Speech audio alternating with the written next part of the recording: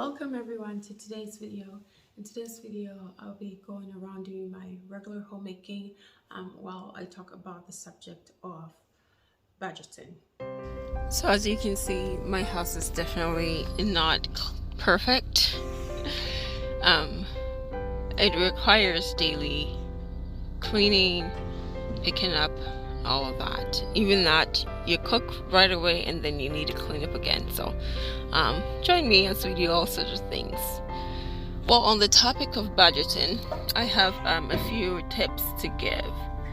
First of all, I'm a Christian. It's okay if you're not, but I believe in tithing. And so when you take your salary or your paycheck, I think you should tithe first. Even if you're not Christian, a lot of people give money to charity, so giving is very important. One other thing that you want to do, make sure, is that your salary or your income is definitely more than your expenditure. If you're living in a place where it's too expensive and so you're not able to save up anything, or you're living a kind of lifestyle that you're spending more than you're earning, definitely that's not what you want to do. You don't want to live off credit cards. You're not doing yourself any favor. So if you need to cut down.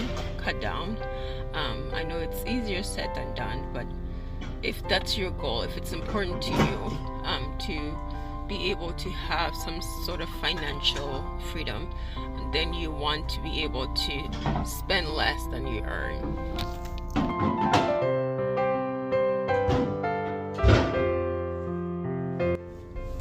So once you're done with your tithing or your giving, and then making sure that your expenditure is below your income, the next thing you want to do is to make sure that you're saving up some money, or this is what I like to say, budget your saving.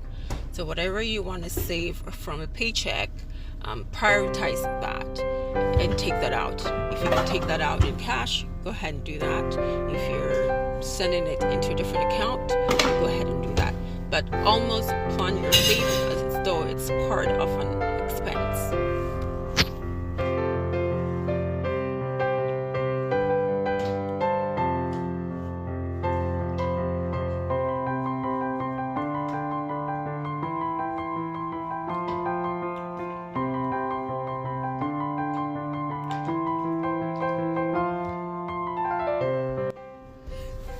So my other tip is, do not worry too much about naming every dollar. I know that's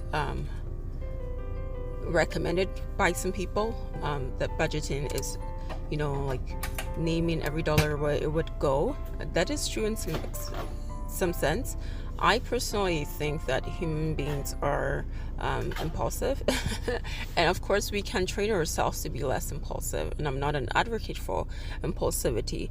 However, I also do realize that we do get in situations that we don't necessarily plan for. So you're randomly coming home from work and you want to buy a coffee or you want to buy a donut. You may not have budgeted that into your, ahead of time. But I like the freedom of being able to spontaneously buy something if I want to. Kind of give myself that room of my own money that I can spend on whatever.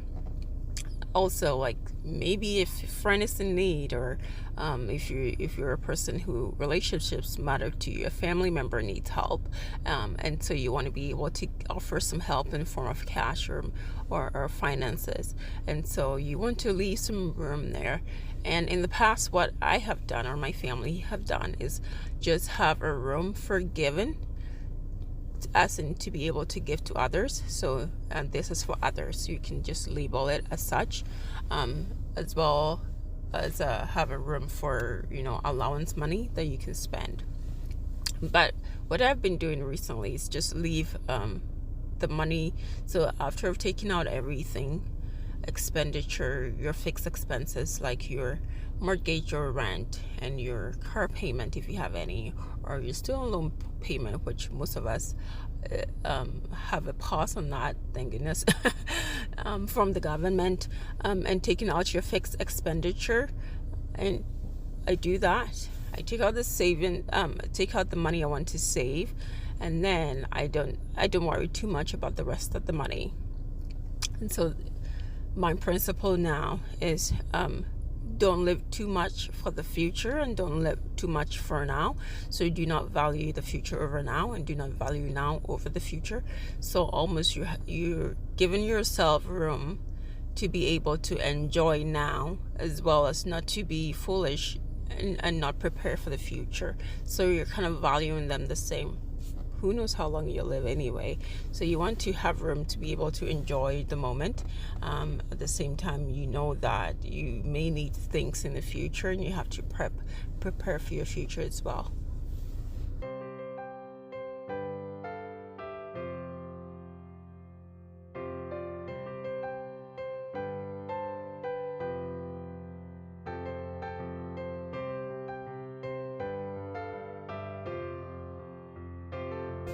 So can we just talk about the elephant in the room?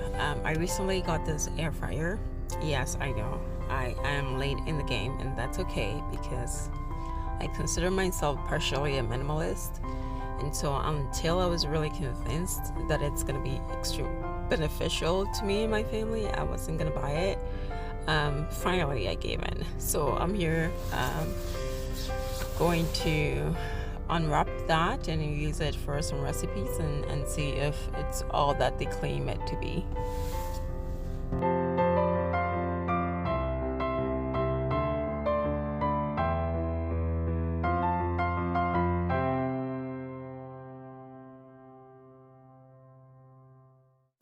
My last tip will be to allow room for flexibility. So in my case, I recently went on maternity leave. And from my position that I work, I didn't really get any money coming in from my firm, from my work. And so in this case, we had to readjust how much we're living on, what things we could afford, and what things we couldn't afford.